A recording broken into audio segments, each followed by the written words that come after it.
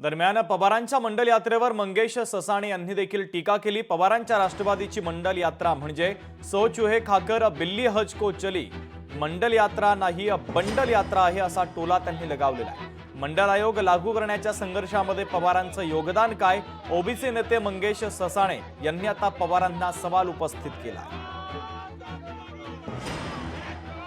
ही मंडल यात्रा म्हणजे सो चूहे खाके बिल्ली हज को चली असं म्हणता येईल। ही मंडल यात्रा नाही, ही बंडल यात्रा आहे।